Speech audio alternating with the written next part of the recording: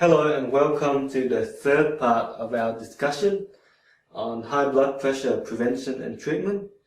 In this part of the talk, I will discuss about the signs and symptoms of high blood pressure.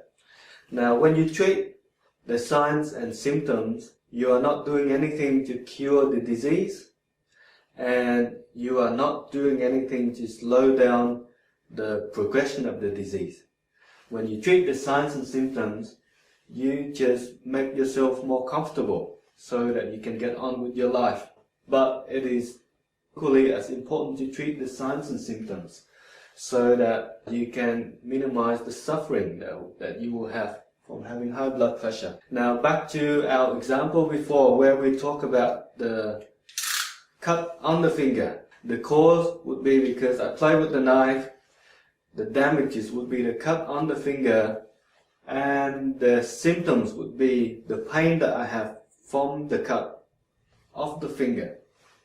So if I treat the pain, if I treat the symptoms, it will make me feel more comfortable, but it will do nothing to stop me from playing with the knife, or it will do anything to stop me from getting further damage from the cut. So it's only to help me feel better when I treat the signs and symptoms.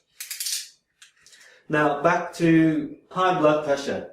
High blood pressure is a lot more complicated, and the symptoms of high blood pressure are a lot more severe. Some of the signs and symptoms related to high blood pressure include high blood pressure itself, and increased heart rate, increased breathing rate.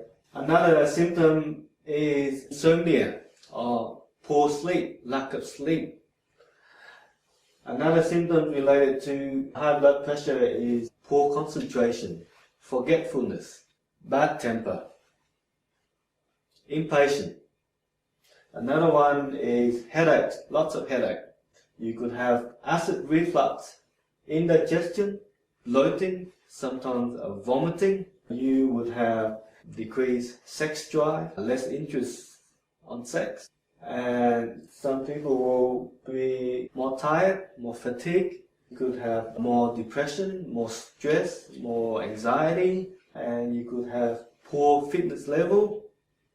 Another thing you could have is dizziness, and you could have frequent urination at night. So you have to wake up many times at night to go to the loo, toilet. You could have night sweat.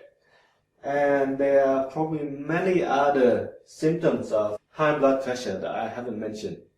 So why would people have these signs and symptoms? Now, unless you know why, again, nothing is going to stick in your head, and we need to understand why we have these signs and symptoms so that we can treat them more efficiently. So let's investigate.